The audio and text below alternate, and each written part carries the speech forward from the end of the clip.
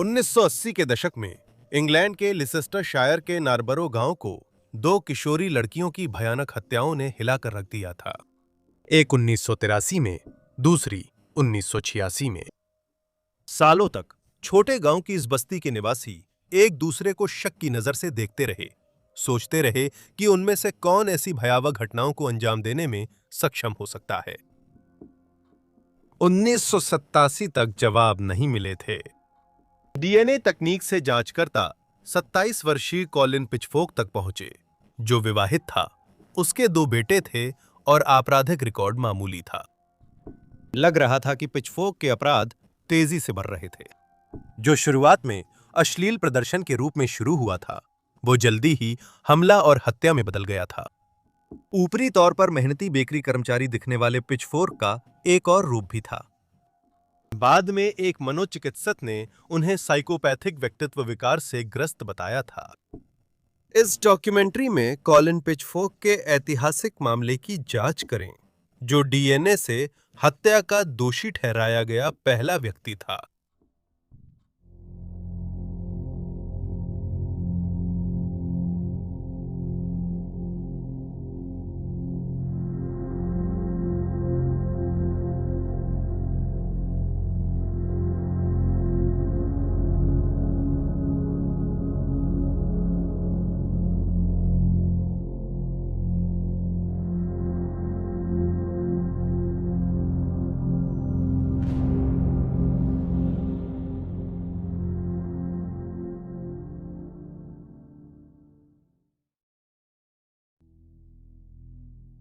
Linda man की हत्या। 22 नवंबर 1983 की सुबह करीब 7:20 बजे नारबरो गांव में कार्लटन हेज साइकियाट्रिक अस्पताल जा रहे एक अस्पताल कर्मचारी ने ब्लैक पैड नामक एक फुटपाथ से शॉर्टकट लिया। जब वो वहां से गुजर रहा था, उसने कुछ अजीब देखा। पहले तो उसने सोचा कि वह अदनंगी मानिक्विन है, लेकिन जब उसने ठीक से देखा तो उसे एहसास हुआ कि वह मानिक्विन नहीं, बल्कि एक लाश है। कर्मचारी पास की सड़क पर भागा और एक गुजरती हुई गाड़ी को रोका, जो संयोग से एक एम्बुलेंस ड्राइवर चला रहा था। रास्ते पर लौटकर एम्बुलेंस ड्राइवर ने लाश को देखा और तुरंत उसकी ओर दौड़ पड़ा। एक जवान लड़की, किशोरी, जमीन पर पड़ी थी। उसके पैर सीधे फैले हुए थे और सिर एक तरफ मुड़ा हुआ था। उसकी नाक के पास खून और ठुड्डी पर चोट का निशान था। उसका अंडरवियर, जीन्स और जूते थोड़ी दूरी पर एक जगह लिपटे हुए पड़े थे। उसका स्कार्फ उसकी गर्दन के चारों ओर लिपटा हुआ था और पीछे की तरफ एक दूसरे पर चढ़ा हुआ था। एम्बुलेंस ड्राइवर ने नब्ज देखी, पर नब्ज नहीं थी। शव मिलने के ठीक 1 घंटे बाद लगभग 8:30 बजे पुलिस घटनास्थल पर पहुंची। उनके साथ एक पैथोलॉजिस्ट भी था। जासूसों और करीब 30 पुलिस अधिकारियों ने जंगल, खेत, रास्ता और पास के निर्माण स्थल सहित इलाके की तलाशी ली, ताकि पता चल सके कि इस अपराध को किसने अंजाम दिया। सर्च में मदद के लिए खोजी कुत्ते भी लाए गए थे। पैथोलॉजिस्ट ने बताया कि शव में अकड़न के लक्षण थे और लड़की की मौत संभवतः पिछली शाम को हुई थी। उन्होंने देखा कि लड़की की नाक के पास खून और चेहरे पर खरोंच के निशान थे। जांचकर्ताओं ने शुरू में माना था कि उसकी टांगों पर ईंट के रंग का लेग मेकअप लगाया गया था, लेकिन पैथोलॉजिस्ट ने उन्हें बताया कि लड़की की टांगों का रंग सिर्फ ठंडे मौसम के कारण था। हत्या के पीछे की संभावित वजह यौन थी।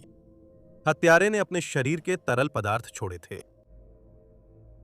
एडवर्ड एडी ईस्टवुड उस सुबह मन में घबराहट लिए काम पर गया। उसकी 15 साल की सौतेली बेटी लिंडा मैन पिछली रात से लापता थी।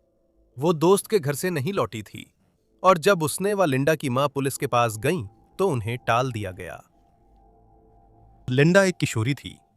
वो शायद बस मस्ती कर रही थी और अपनी आजादी दिखा रही थी।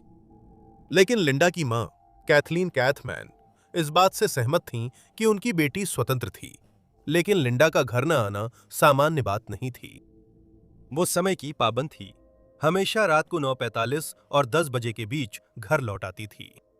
वो कभी देर नहीं करती थी और अगर होती भी थी तो फैमिली को बताने की कोशिश करती थी। एडी के काम पर पहुंचने और लिंडा के गायब होने का जिक्र करने पर उन्हें बताया गया कि ब्लैक पैट के पास एक किशोरी का शव मिली है। घबराकर एडी तुरंत गाड़ी से घटनास्थल पर पहुंचे। उन्होंने बैरिकेड पार करने की कोशिश की, लेकिन पुलिस ने रोक लिया। उन्होंने कहा, वो मेरी बेटी है, मुझे लगता है वो मेरी बेटी लिंडा है। एक अधिकारी ने नोट्स लेना शुरू कर दिया। आखिरकार एडी से कहा गया, घर जाओ, हम बाद में तुमसे मिलने आएंगे। लिंडा मैन को जानने वालों ने उन्हें खुशमिजाज और स्वतंत्र बताया। जिस दिन वो गायब हुई उस दिन वो स्कूल से घर लौटी थी और तुरंत ही शाम 5 बजे अपनी पहली बेबी सिटिंग की नौकरी के लिए निकल गई थी। सभी मानते थे कि लिंडा को कमाई करना पसंद था और वो बच्चों के साथ अच्छी थी। यह स्पष्ट था कि वो अपने समुदाय में लोकप्रिय बेबी सिटर बन गई थी। वो आम 15 साल की लड़की की तरह स्टाइल के साथ प्रयोग करना पसंद करती थी और अब उसे हेयर डाई, मेकअप, कपड़ों में रुचि बढ़ गई थी।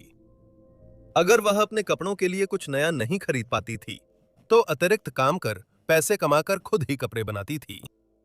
वो अच्छी और लोकप्रिय छात्रा थी जो दुनिया घूमने का सपना देखती थी। वो फ्रेंच, जर्मन और इटालियन का अभ्यास करती थी और आगे चलकर चीनी सीखने की भी कोशिश करना चाहती थी। लिंडा की पहली बेबी सिटिंग की नौकरी उस रात 6:20 बजे खत्म हुई। इसके बाद वह घर लौटी, एडी के साथ खाना खाया और फिर 6:45 बजे एक और काम के लिए निकल गई। इस बार उसकी पड़ोसी ने कहा कि जरूरत नहीं है। इस बात से निराश कि उसे पैसे नहीं मिलेंगे, लेकिन पूरी तरह हताश नहीं हुई, लिंडा ने अपने दोस्तों से मिलने जाने का फैसला किया। वो करीब 7:30 बजे अपनी सबसे अच्छी दोस्त से मिली, फिर कैरोलीन से मिलने गई, जिससे लिंडा ने रिकॉर्ड उधार दिया था। कैरोलीन ने कहा, मुझे याद है, करीब 7:30 बजे लिंडा कोरोनेशन स्ट्रीट का म्यूजिक आने से पहले ही अंदर आई और बाहर चली गई थी। कैरोलीन से निकलने के बाद लिंडा फॉरेस्ट रोड पर आगे बढ़ी और फिर उस रास्ते पर मुड़ी जो आगे चलकर ब्लैक पैट से जा मिलता था। एडी और कैथ भी उस शाम बाहर गए थे। घर लौटने पर लिंडा की बड़ी बहन ने बताया कि वो घर नहीं आई थी। इसके बाद माता पिता 15 साल की बच्ची को ढूंढने निकले। उन्होंने पड़ोसियों के दरवाजे खटखटाए, गांव में गाड़ी चलाई और किशोरों के अड्डों पर भी गए, लेकिन उन्हें कुछ भी नहीं मिला। जब उन्होंने पुलिस को लिंडा के गायब होने की सूचना दी तो उन्हें बताया गया कि वह शायद जल्द ही घर लौट आएगी। जांच। एडी ईस्टवुड को जल्द ही ब्लैक पैट वापस लाया गया, जहां उन्होंने औपचारिक रूप से लिंडा के शव की पहचान की। हालांकि उसका चेहरा घायल था, उन्होंने उसकी नई जैकेट तुरंत पहचान ली, जिसकी किश्त वो मरते दम तक चुका रही थी। वो उसे हमेशा पहनती और पसंद करती थी। बाद में रिपोर्टरों से बात करने में एडी ने ही पहल की। उस समय कैथ के व्यवहार के बारे में बताया गया कि वह सुन्न थी, बोल भी नहीं पा रही थी और यहां तक कि रो भी नहीं पा रही थी। लार्बरो में अपने घर के बाहर खड़े परिवार के साथ एडी ने मीडिया से कहा, ऐसा लग रहा है जैसे किसी ने मेरी खोपड़ी पर ईंट मारी हो। ये बात समझ में नहीं आ रही। लिंडा बहुत खुशमिजाज और शिष्ट थी, थोड़ी पुरानी सोच थी, पर स्कूल में लोकप्रिय और पढ़ाई में जिम्मेदार थी। यकीन करना मुश्किल है कि कोई ऐसा कर सकता है। हम दोनों पूरी तरह टूट चुके हैं। लिंडा का शव मिलने के अगले दिन दोपहर 2 बजे पोस्टमार्टम हुआ। उसे चोटें, खरोंचें और नीले निशान आए थे, जो ज्यादातर उसके दाहिने गाल और आंख, ठुड्डी, गर्दन के सामने और कॉलर बोन पर थे। जांचकर्ताओं ने अनुमान लगाया कि उसे चेहरे पर संभवतः ठुड्डी पर मारा गया और वह बेहोश हो गई। पैथोलॉजिस्ट ने निर्धारित किया कि शायद उसके सीने पर वार किया गया था, जिससे उसकी कॉलर बोन पर गहरे नीले निशान आ गए थे। हालांकि जांचकर्ताओं का यह भी मानना था कि यह संभव है कि लिंडा पर हमला करने वाले ने उसे गला घोंटते समय उसके ऊपर घुटना टिका दिया हो। 15 साल की लड़की की एड़ियों पर मिट्टी के निशान बताते थे कि उसे रात में घसीटा गया था। पोस्टमार्टम ने पुलिस के इस सिद्धांत को मजबूत किया कि अपराध का मकसद यौन था, क्योंकि रिपोर्ट में यौन संबंध की कोशिश और समय से पहले स्खलन का जिक्र था। लिंडा की मौत की शुरुआती जांच में सबसे बड़े सबूतों में से एक उसकी बॉडी से लिया गया वीर्य का स्वैब था, जिससे पता चला कि कातिल का ब्लड ग्रुप बहुत खास था। यह इतना खास था कि इंग्लैंड में हर 10 में से सिर्फ एक पुरुष वयस्क ही इस ब्लड ग्रुप का था। यह ब्लड टेस्ट अपराधी की पहचान नहीं कर सकता था, पर यह एक शुरुआती बिंदु था।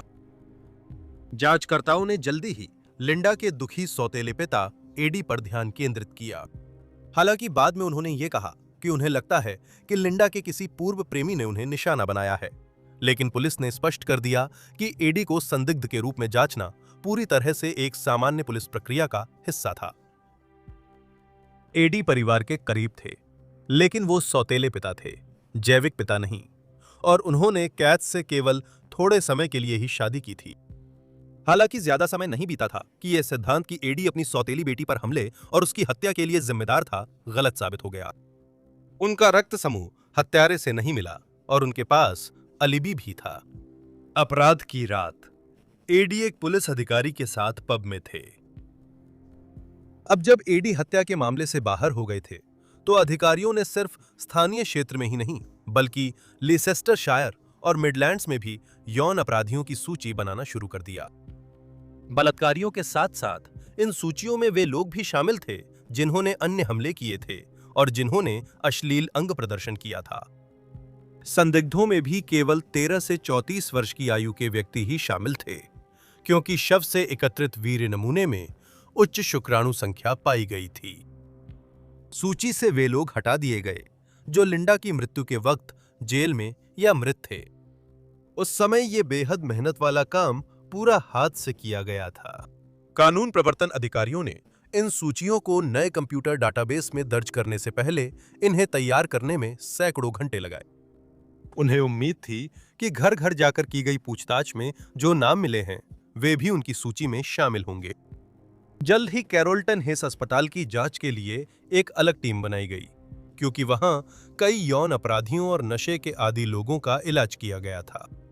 जांचकर्ताओं को संदेह था कि अस्पताल हत्यास्थल के पास होने से दोनों के बीच कोई संबंध हो सकता है। अस्पताल स्वाभाविक रूप से अपने मरीजों को इस तरह बदनाम किए जाने से नाराज था।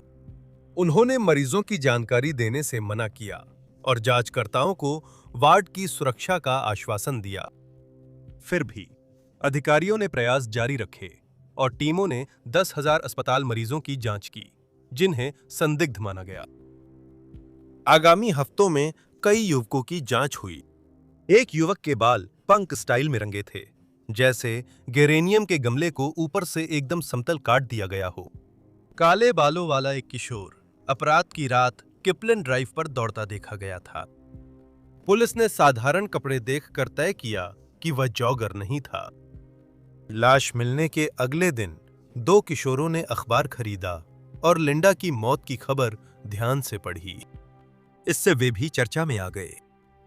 क्रिसमस तक सुपरिंटेंडेंट डेविड बेकर ने घोषणा की थी कि लिंडा शायद अपने हत्यारे को जानती थी और मीडिया को बताया कि संभवतः वे परिचित थे, और शायद जो शुरुआत में एक चुंबन और गले मिलना के रूप में शुरू हुआ था, वो कुछ ऐसा बन गया जो नियंत्रण से बाहर हो गया, जिसके परिणाम स्वरूप लिंडा की मौत हो गई। केवल जिम्मेदार व्यक्ति ही बता सकता है कि क्या हुआ था। जांचकर्ताओं ने पहली बार सार्वजनिक रूप से यह सिद्धांत बताया। इसी दौरान कैथ ने रिपोर्टरों से अपनी निराशा जताई कि कोई प्रगति नहीं हुई थी। उन्होंने कहा, इस आदमी को सजा मिलनी चाहिए और जो उसे जानता है वो उसे छुपाने से पहले सोचे। हमारी जिंदगी खत्म हो गई है, इसका जिम्मेदार वही है। दुर्भाग्यवश कैथ, एडी और लिंडा की 2 बहनों के लिए जवाब मिलने में अभी कुछ साल और लगने वाले थे। अप्रैल तक मर्डर स्क्वाड में सिर्फ 8 पुलिस अधिकारी ही बचे थे और जब ईस्टर आया तब तक ये लगभग खत्म ही हो चुका था। गर्मी तक लिंडा मैन मामले के जांच कक्ष में सिर्फ 2 लोग ही काम कर रहे थे। वे पंक शैली के बालों वाला किशोर की संभावित देखे जाने की खबरों और संदिग्ध पतियों व साले के बारे में फोन कॉल्स लेते थे, लेकिन इन सुरागों से कुछ भी हासिल नहीं हुआ। जांच के दौरान लगभग 150 संभावित संदिग्धों के खून के टेस्ट किए गए थे, लेकिन कोई भी उनके कातिल से मेल नहीं खाया।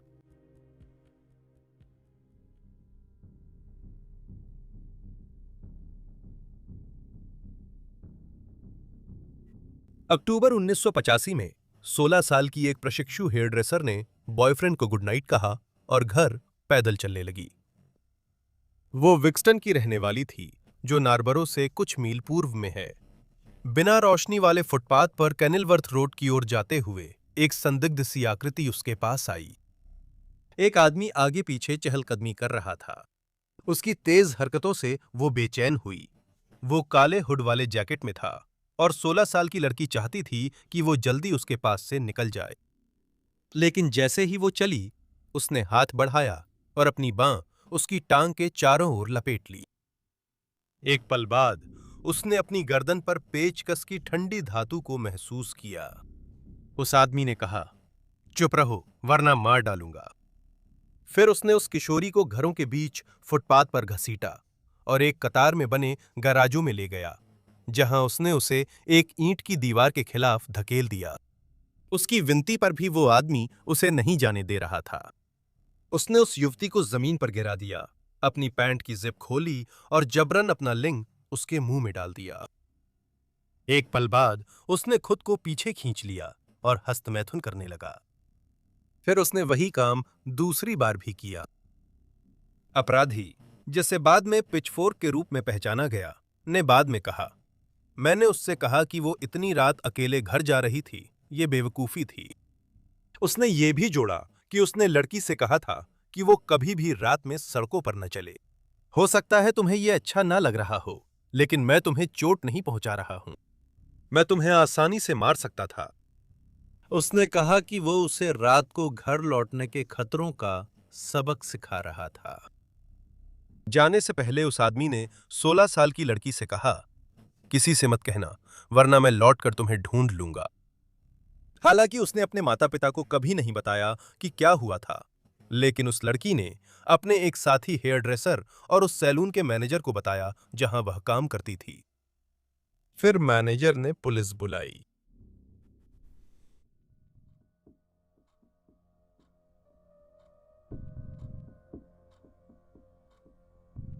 31 जुलाई 1986 की सुबह 15 साल की डॉन ऐशवर्थ को उसके पिता रॉबिन ने जगाया। डॉन ने हाल ही में अखबार की दुकान पर पार्ट टाइम नौकरी शुरू की थी, इसलिए अगर वो और सोती तो देर हो जाती। डॉन एक कलात्मक, ड्राइंग में प्रतिभाशाली, भरोसेमंद और सबको पसंद आने वाली लड़की थी। उसके माता पिता ने बताया कि वो भी लिंडा की तरह हमेशा 9:30 बजे घर आ जाती थी। हालांकि 31 जुलाई का दिन अलग था। वो रोज की तरह काम पर गई, तनख्वाह ली और 3:30 बजे काम खत्म किया। घर पास ही था, इसलिए डॉन लौटी और मां बारबरा से बोली कि वह दोस्तों से मिलने जा रही है। बारबरा ने उसे 7 बजे तक घर आने को कहा, क्योंकि वो और रॉबिन दोस्त के बच्चे की जन्मदिन पार्टी में जा रहे थे। डॉन उस रात कभी घर नहीं लौटी। बारबरा अकेले ही पार्टी में तोहफे देने गईं और 7:30 बजे वापस लौटी। इसके बाद वो अपनी बेटी की दोस्त सू से मिलने निकली, जिनसे उन्हें उस दोपहर मिलना था। लेकिन जब वो मिलने गईं, तो सू घर पर नहीं थी और उसकी मां ने बताया कि उसने डॉन को 4:30 बजे के बाद से नहीं देखा था। बारबरा ने बेटी की तलाश में गांव में खोज की, फिर नार्बरो में डॉन की दोस्त सू और शेरॉन को ढूंढा। उन्हें बिल्कुल भी अंदाजा नहीं था कि 15 साल की लड़की कहां हो सकती है, लेकिन उन्होंने रॉबिन और बारबरा को उसकी तलाश में मदद की। कई दोस्तों ने तलाश में मदद की, पर किशोरी का पता नहीं चला। डॉन के माता-पिता लिंडामैन केस से वाकिफ थे और डरते थे कि डॉन भी उसी हत्यारे की शिकार न बन गई हो, जो अब भी आजाद है। उन्होंने संभवतः पुलिस से संपर्क करने से पहले रात 9:40 बजे तक इंतजार किया। उन्हें लगा अधिकारी उन्हें कहेंगे कि गुमशुदगी की रिपोर्ट दर्ज कराने से पहले तब तक इंतजार करें जब तक उसके सामान्य रूप से घर लौटने का समय न हो जाए। लिंडा के हत्यारे को कभी नहीं पकड़ा गया और जांचकर्ताओं ने डॉन के मामले को भी शुरू में गंभीरता से नहीं लिया। उन्होंने उसके माता-पिता से बार-बार पूछा कि क्या वे पक्के हैं कि वह घर से भागी नहीं है या उसे समय का ध्यान नहीं रहा हो। बारबरा ने कहा, नहीं, वह भागी नहीं। वो 5 मिनट लेट हुई तो मुझे लगा कुछ गड़बड़ है। रॉबिन ने बताया कि उनकी बेटी ने जरूरत पर लिफ्ट के लिए कॉल करने में कभी हिचकिचाई नहीं। एशवर्थ परिवार के घर की तलाशी ली गई और रॉबिन से भी एडी ईस्टवुड की तरह पूछताछ हुई। ट्रैकिंग कुत्ते लाए गए, लेकिन उन्हें डॉन के कोई कपड़े नहीं दिए गए। रिपोर्ट के अनुसार उनका उपयोग सिर्फ झाड़ियों के बीच किसी छेड़छाड़ के निशान का पता लगाने के लिए हुआ।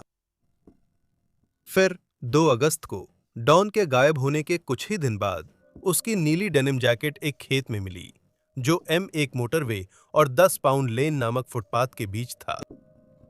फुटपाथ ब्लैक पैड से थोड़ा हटकर था। कुछ ही समय बाद डॉन का शव पत्तों के ढेर के नीचे मिला। शुरुआत में सिर्फ एक हाथ के फिंगरप्रिंट्स दिख रहे थे। लिंदा की तरह डॉन भी कमर के नीचे नग्न थी। हालांकि उसके जूते अभी भी पहने हुए थे और उसकी अंडरवेयर अभी भी उसकी टखनों के आसपास थी। एक झुमका गायब था और उसके बाएं जांघ पर खून फैला हुआ था। डॉन का शरीर अकड़ गया था और क्यूरो ने उसकी लाश को प्रभावित किया था। उस पर अंडे दिए थे और उसकी त्वचा को काटा था। उसकी कई चोटें कीलों से थीं, हमले या हत्या से नहीं। बाद में उसके पिता ने औपचारिक रूप से उसकी पहचान की थी। पोस्टमार्टम से पता चला डॉन को बेरहमी से पीटा गया। उसके माथे के बाईं ओर से लेकर नाक तक चोटें थीं। बायां गाल सूजा हुआ था, बाईं आंख पर चोट के निशान थे और जबड़े और कानों पर भी कई और चोटें थीं। उसके होंठ सूजे थे और ब्रेसेस ने मुंह के अंदरूनी हिस्से को काटा था। उसके सीने और कॉलर बोन पर भी चोट के निशान थे। मौत का कारण हाथों से गला घोटना बताया गया। संभवतः उसके हत्यारे ने उसे चोकहोल्ड में पकड़ा था। उसकी बांह का निचला हिस्सा उसके कंठ पर दबा हुआ था और वो उसे पीछे से पकड़े हुए था।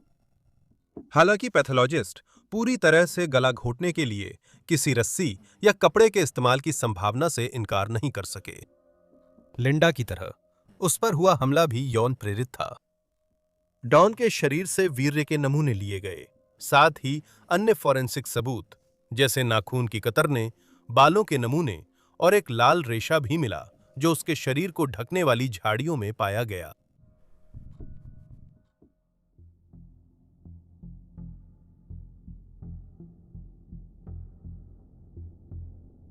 डॉन के मामले में पहला ठोस संदिग्ध 17 वर्षीय रिचर्ड बकलैंड था। रिचर्ड बकलैंड को एक मोटरसाइकिल प्रेमी के रूप में वर्णित किया गया है, जिसे सीखने में कठिनाई थी। वह कार्ल्टन हेस मनोरोग अस्पताल में किचन पोर्टर के रूप में काम करता था। एक लाल मोटरसाइकिल, जो उसकी मोटरसाइकिल जैसी थी, कई अलग अलग गवाहों द्वारा कई जगहों पर देखी गई थी, जिसमें हत्या के दिन दोपहर के आसपास मोटरवे पुल के नीचे खड़ी मोटरसाइकिल भी शामिल थी। एक अन्य गवाह ने इसे वहां लगभग 4:45 बजे देखा, जबकि एक और गवाह ने 5:15 बजे 10 पाउंड लेन के पास एक लाल मोटर बाइक हेलमेट देखा। बकलैंड से पुलिस ने पहले भी पूछताछ की थी। डॉन की लाश मिलने के अगले दिन वो खुद जानकारी देने आया और उसने बताया कि उसने उसे उस रात बाहर टहलते देखा था। हालांकि पुलिस ने उससे आगे पूछताछ नहीं की, जब तक कि बकलैंड के एक सहकर्मी ने आकर यह दावा नहीं किया कि 1 अगस्त को, यानी लाश बरामद होने से एक दिन पहले, बकलैंड ने उससे कहा था कि उसकी लाश M1 ब्रिज के पास एक गेट के नजदीक झाड़ी में मिली है। जब पूछा गया कि उसे कैसे पता चला, उसने कहा, किसी ने बताया था। उसकी लाश पेड़ से लटकी थी। हत्या दस्ते के जासूस 8 अगस्त को बकलैंड के माता-पिता के घर पहुंचे और उसे बाद में गिरफ्तार किया।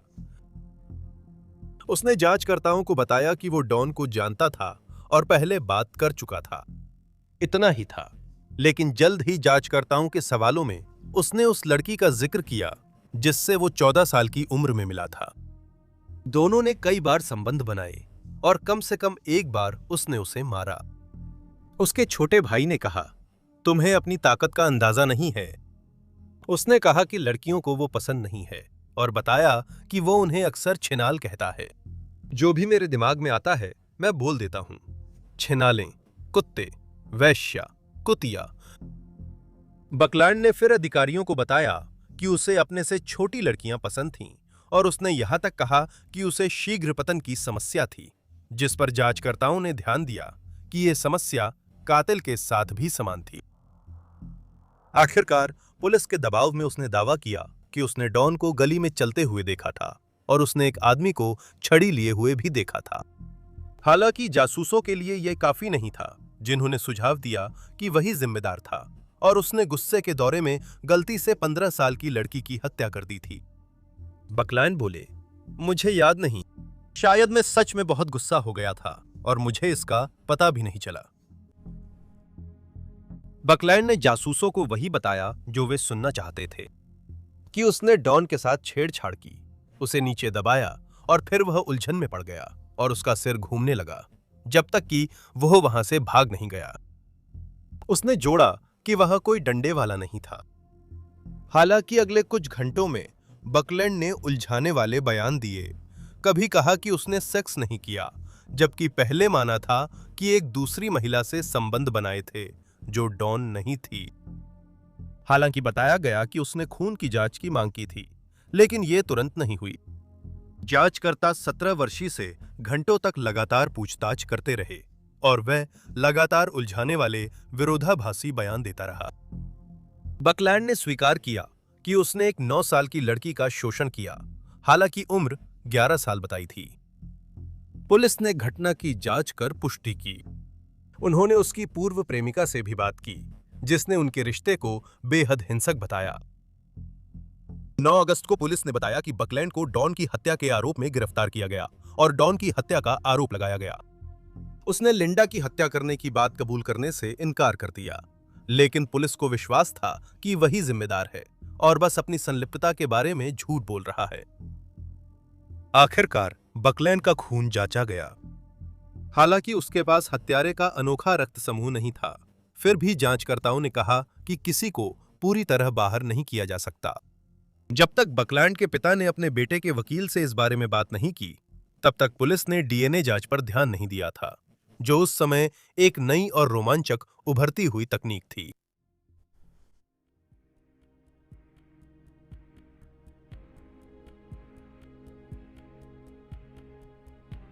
नारबरो के उत्तर पश्चिम में 5 मील दूर लीसेस्टर विश्वविद्यालय में आनुवंशिकीविद एलेक जेफरीज थे, जो डीएनए प्रोफाइलिंग पर काम कर रहे थे, जो एक नई फॉरेंसिक तकनीक थी। उन्होंने यह तकनीक गलती से तब खोजी जब वे आनुवंशिक बीमारियां परिवार में फैलने का अध्ययन कर रहे थे। द गार्जियन की रिपोर्ट के अनुसार असफल प्रयोग में उन्होंने कोशिकाओं से डीएनए निकालकर फोटोग्राफिक फिल्म से जोड़ा और फिर उसे डेवलपिंग टैंक में रखा। निकाले जाने के बाद फिल्म पर पट्टियों की एक श्रृंखला दिखाई दी। जेफरीज ने जल्दी ही समझ लिया कि जिन जिन व्यक्तियों की कोशिकाओं का प्रयोग में इस्तेमाल किया गया था, उनकी पहचान बहुत सटीकता से की जा सकती है। यह आकस्मिक खोज 1984 में हुई थी, लेकिन आपराधिक मामलों में इसकी उपयोगिता तब तक ज्ञात नहीं थी। 1986 में जब पुलिस ने जेफरीज से संपर्क किया, तभी इस खोज को लेकर उत्साह पैदा होना शुरू हुआ। जांचकर्ताओं ने पूछा कि क्या डीएनए प्रोफाइलिंग से पता चल सकता है कि बकलैंड लिंडा और डॉन की हत्या का जिम्मेदार था। जेफरीज ने सहमति दी और जांचकर्ताओं को जल्दी ही उनका जवाब मिला। डॉन और लिंडा के बलात्कार व हत्या के लिए एक ही व्यक्ति जिम्मेदार था, लेकिन वो आदमी रिचर्ड बकलैंड नहीं था। पुलिस को इस बात पर इतना यकीन नहीं हुआ कि उन्होंने जेफरीज से दूसरी और तीसरी बार भी उसके टेस्ट करवाए। फिर भी जवाब वही रहा और बकलैंड हिरासत में 3 महीने बिताने के बाद रिहा कर दिया गया। लेकिन जासूसों के लिए यह फिर से शुरुआत करने जैसा था, जिन्होंने सोचा कि अगर ये नई चमकदार तकनीक निर्दोषों को रिहा करने में मदद कर सकती है, तो ये दोषियों की पहचान करने में भी मदद कर सकती है। उन्होंने 1953 और 1970 के बीच जन्मे हर पुरुष को पत्र भेजना शुरू किया। एक विशाल अभियान शुरू किया जिसमें पिछले कुछ वर्षों में नारबरो क्षेत्र में रहने या काम करने वाले इस आयु वर्ग के हर पुरुष का डीएनए लिया जाना था। 2 परीक्षण केंद्र स्थापित किए गए, जहां जांचकर्ता पुरुषों को उनके काम के समय के अनुसार परीक्षण कराने में मदद करने के लिए सुबह और शाम के सत्रों की पेशकश कर रहे थे। बहुत कम पुरुषों ने इस प्रक्रिया में भाग लेने से इनकार किया और जिन्होंने इनकार किया, उन्होंने कहा कि उन्हें सुइयां या पुलिस पसंद नहीं थीं। हालांकि इन पुरुषों में से कुछ बाद में अपना मन बदल लिया, शायद स्थानीय समुदाय के दबाव में, जो डॉन एशवर्थ और लिंडा मैन की हत्या के अपराधी को रोकना चाहता था। इस ऑपरेशन का पैमाना और इसे अंजाम देने के लिए इस्तेमाल की जा रही तकनीक की नवीनता ने जल्द ही पूरी दुनिया में सुर्खियां बटोर ली। एलए टाइम्स ने बताया कि पुलिस, जो मिडलैंड्स के इस छोटे से गांव के पास 2 किशोर लड़कियों की हत्या की जांच कर रही है, अब एक नई वैज्ञानिक तकनीक अपना रही है। कुछ लोग मानते हैं कि ये फिंगरप्रिंटिंग के आविष्कार के बाद गंभीर अपराधों को सुलझाने में सबसे अहम सफलता हो सकती है। जांच के बड़े पैमाने के बावजूद 8 महीने बाद भी पुलिस को कोई जवाब नहीं मिला, जबकि उन्होंने 5,500 से अधिक पुरुषों की जांच की थी। सितंबर 1987 तक उन्हें नहीं पता था कि उनकी योजना क्यों असफल रही। एक महिला ने दावा किया कि उसने सहकर्मी इयान कैली को यह स्वीकारते सुना कि उसने 2 बच्चों के विवाहित पिता कॉलिन पिचफोर्क के लिए ब्लड टेस्ट दिया था। केली ने पिचफोर्क का रूप इसलिए लिया क्योंकि उसे पहले अश्लील प्रदर्शन के मामले में दोष सिद्धि हो चुकी थी और उसका कहना था कि वो पुलिस के झंझट में नहीं पड़ना चाहता था। पहले केली और फिर तुरंत पिचफोर्क गिरफ्तार हुए। पुलिस वाहन में उसने जांचकर्ताओं से कहा, मुझे कुछ लोगों को बताना है कि मेरे साथ क्या हुआ, इससे पहले कि वे इसे अखबारों में पढ़ें। फिर मैं आपको सब कुछ बता दूंगा, लेकिन मैं इसे अपने तरीके से करना चाहता हूं, क्योंकि यह सच में मेरी जिंदगी की कहानी है। यह केवल 1-2 महीनों की बात नहीं है।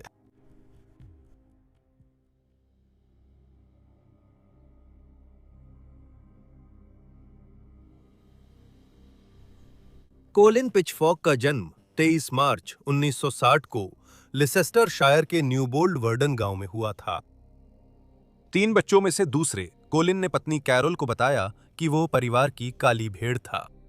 उनकी बड़ी बहन 1969 में डॉक्टर बनने को दृढ़ थी, जब पिचफोर्क और कैरोल मिले थे, और छोटे भाई का सपना था विश्वविद्यालय में इंजीनियरिंग पढ़ना। बाद में उन्होंने याद किया कि जब वे छोटे थे तो उन्हें लड़कियों को अपने अंग दिखाने में मजा आता था, अपने ही घर में 11 साल की उम्र से। मुझे उसे दिखाना अच्छा लगता था। मैंने इसे करने सड़कों पर जाना शुरू किया। मैंने अजनबी लड़कियों को उसे दिखाना शुरू किया था। बचपन में वो पिचफोर्क स्काउट्स का सदस्य था, क्योंकि उसकी मां इससे गहराई से जुड़ी थीं। हालांकि दूसरे लड़के अक्सर उसका मजाक उड़ाते थे, खासकर जब उन्हें सामूहिक शावर का इस्तेमाल करना पड़ता था। उसे स्कूल में ज्यादातर विषय पसंद नहीं थे, लेकिन अंग्रेजी उसका पसंदीदा विषय था। उसने बताया कि उसकी मां धार्मिक और आध्यात्मिक महिला थीं, लेकिन उसे चर्च जाना पसंद नहीं था। उसे वो दिखावटी लगता था। उसे यह भी महसूस होता था कि उसकी सफल और पढ़ाई में होशियार बड़ी बहन की वजह से वो काफी हद तक दबा हुआ महसूस करता था। किशोरावस्था में वो कई बार अपने गुप्तांग दिखाते हुए पकड़ा गया था। दूसरी बार उस पर अदालत में आरोप लगे और उसे स्काउट से निकाल दिया गया। 1969 में कैरल से मिलने के बाद वे सगाई कर पति पत्नी की तरह रहने लगे। कैरोल ने याद किया कि पिचफोर्क वादों के बावजूद फिर अपने गुप्तांग दिखाते हुए पकड़ा गया। उसकी उम्र तब 21 साल थी, लेकिन परिवीक्षा विभाग ने कहा कि वो अब समस्या से बाहर है। कैरोल के अनुसार फिर उसे दोबारा प्रोबेशन पर रखा गया। कैरोल और पिचफोर्क 1981 में शादी किए और पिचफोर्क हैम्पशायर की बेकरी में काम करता रहा। उसमें कला का झुकाव था और उसने केक सजाने की अपनी प्रतिभा को पहचानना शुरू किया। उसके पर्यवेक्षक ने बताया कि वह अच्छा और समय का पाबंद कर्मचारी था, लेकिन उसका मूड जल्दी बदलता था और वह महिला कर्मचारियों को अकेला नहीं छोड़ता था। वह उनसे डोरे डालता रहता था। अंत में फिर से अपने गुप्तांग दिखाते हुए पकड़ा गया और कार्ल्टन हेज अस्पताल में मनोचिकित्सकीय परामर्श के लिए भेजा गया। अगले वर्षों में हालात नहीं सुधरे। 1983 तक कैरोल उनके पहले बच्चे से गर्भवती थीं और पिचफोर्क ने साउथफील्ड्स कॉलेज में केक सजाने की कक्षा ली थी। यहीं उसकी मुलाकात 18 साल की छात्रा लेस्ली से हुई, जिससे बाद में उसका अफेयर हो गया। ये बात अब छुपी नहीं रही। कैरोल को पहले से शक था, बाद में उसने इसे मान लिया। उसने जांचकर्ताओं से कहा कि लेस्ली के साथ अफेयर के दौरान उसने अश्लील प्रदर्शन करना बंद कर दिया था, क्योंकि उसे गुप्त रिश्ते में रोमांच और पत्नी द्वारा पकड़े जाने की उत्तेजना मिलती थी। उसके अफेयर कबूलने पर कैरोल का दिल टूट गया। कैरल ने बहस याद करते हुए कहा, उसने कहा कि लेस्ली उसे वो देती थी जो मैं नहीं दे सकती थी, क्योंकि वो बहुत जवान थी। जब उसने पूछा कि क्या मैं 23 साल की उम्र में उसके लिए बहुत बड़ी हो गई थी, तो उसने कहा कि वजह यह थी कि लेस्ली वर्जिन थी और कैरल नहीं। यह पिचफोर्क का आखिरी अफेयर नहीं था। बाद में उसने 1986 में एक तलाकशुदा एक बच्चे की मां से अफेयर किया। उस महिला को आखिरकार उससे गर्भवती हो गई और हालांकि उसने बच्चे का गर्भपात कराने की योजना बनाई थी, लेकिन आखिरी समय में उसने अपना मन बदल लिया। उसने जनवरी 1987 में बच्चे को जन्म दिया, लेकिन दुख की बात है कि वह मृत पैदा हुआ था। लेस्ली के साथ संबंध के बाद कैरल ने पिचफोर्क से सुलह की, जिन्होंने कहा कि बच्चे को दोनों माता पिता चाहिए। कुछ समय बाद उन्होंने नार्बरो जाकर नई शुरुआत करने का फैसला किया।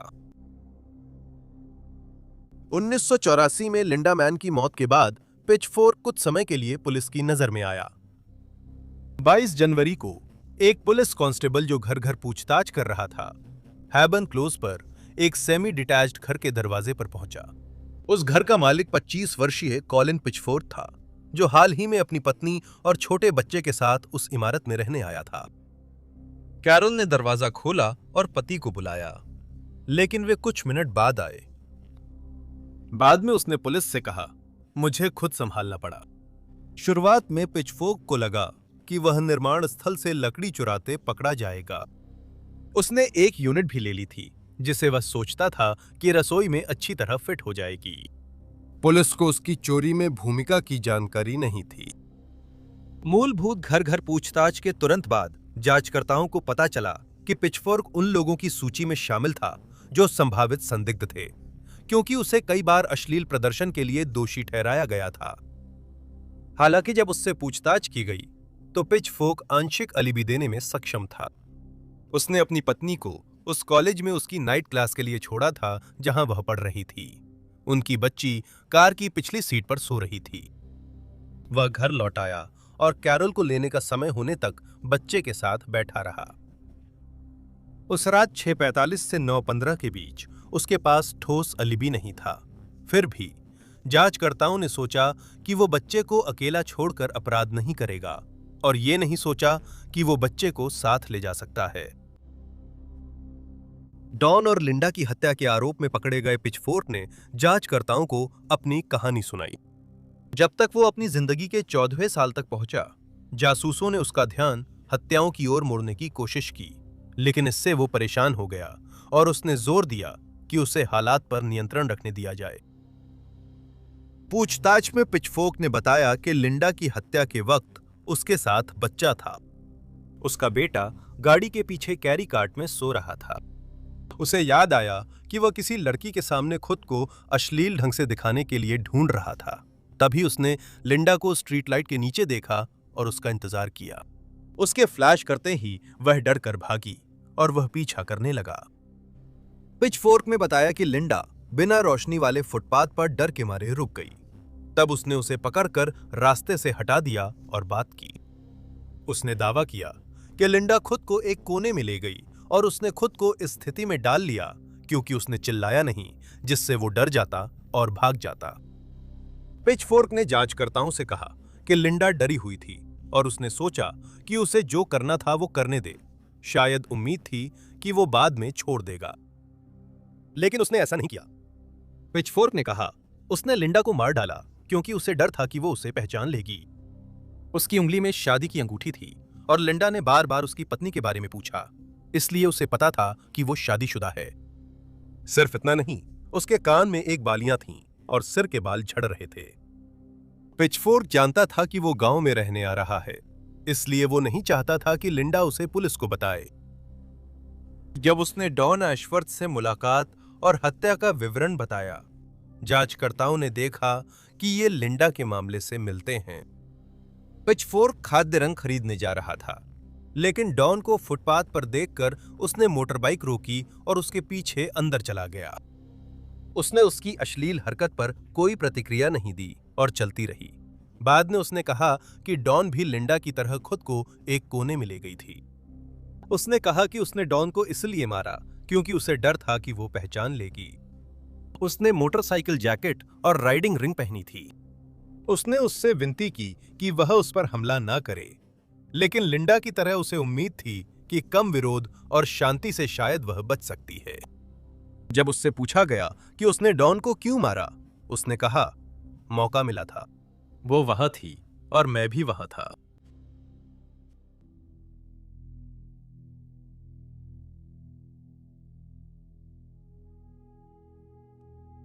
कॉलिन पिचफोर्क ने कहा कि उसने 1000 से ज्यादा महिलाओं और लड़कियों के सामने खुद को अश्लील रूप से उजागर किया था। उसने कई अनसुलझे बलात्कार और कम हिंसक हमले स्वीकार किए, जिसमें 16 साल की हेयर ड्रेसिंग प्रशिक्षु भी शामिल थी। जांचकर्ताओं ने देखा कि वह अक्सर विवरण छोड़ता था। पिचफोर्क ने कभी यह स्वीकार नहीं किया कि उसने 16 साल की लड़की को स्क्रू ड्राइवर से धमकाया था, और उसने उन महिलाओं और लड़कियों के सामने हस्तमैथुन करने से भी इनकार किया जिनके सामने उसने खुद को अश्लील रूप से उजागर किया था। बताया जाता है कि उसने कभी शीघ्र पतन का जिक्र नहीं किया और इनकार किया कि यह कोई ऐसी समस्या थी जिससे वो जूझ रहा था।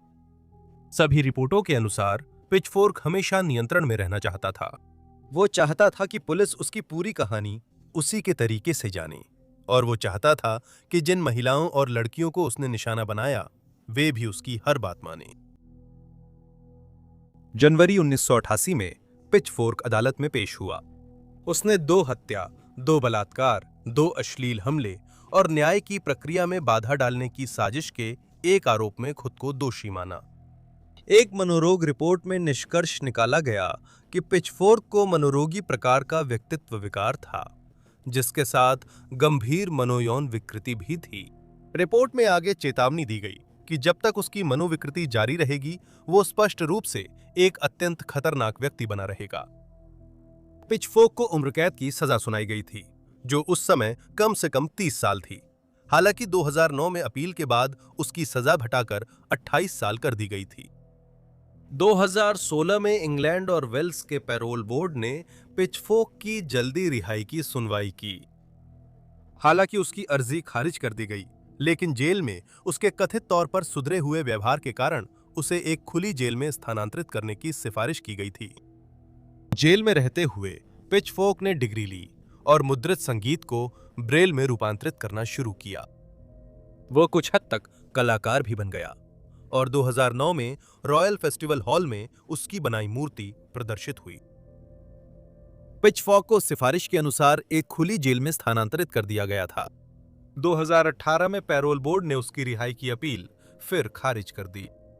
2021 में उसकी अपील को आखिरकार मंजूरी दे दी गई। 1 सितंबर 2021 को उसे पैरोल पर रिहा कर दिया गया। 2 महीने बाद पैरोल की शर्तें तोड़ने पर उसे फिर जेल बुलाया गया, क्योंकि उसे टहलते हुए युवा महिलाओं के पास जाते हुए देखा गया था। पुलिस जासूसों का मानना है, जिन्होंने पिचफोर्क को पकड़ने में मदद की थी, कि उसके मनोविकृतिपूर्ण प्रकार के व्यक्तित्व विकार के कारण उसे कभी भी रिहा करना सुरक्षित नहीं होगा। 2023 में यह घोषणा की गई कि पिचफोर्क को फिर से रिहा किया जाएगा। जनता के विरोध पर पैरोल बोर्ड को फैसला दोबारा सोचने का आदेश मिला और उसकी पैरोल अस्वीकार कर दी गई। हालांकि फरवरी 2024 में एक और पैरोल सुनवाई निर्धारित की गई थी। बारबरा एशवर्थ, डॉन की मां, पिचफोर्क की बार-बार पैरोल की कोशिशों से बिल्कुल प्रभावित नहीं हैं। उन्होंने कहा, अब मेरे पास शब्द नहीं है। ऐसा लगता है कि वो चाहे कुछ भी हो जाए, लड़ना चाहता है। उसने 2 स्कूल की लड़कियों की हत्या कर दी थी। मैं जानता हूं कि मैं क्या करता। मैं उसे जेल में बंद करके चाबी फेंकता। ये लिखे जाने के समय कॉलिन पिचफोर्क अभी भी जेल में है। वो 63 साल का है।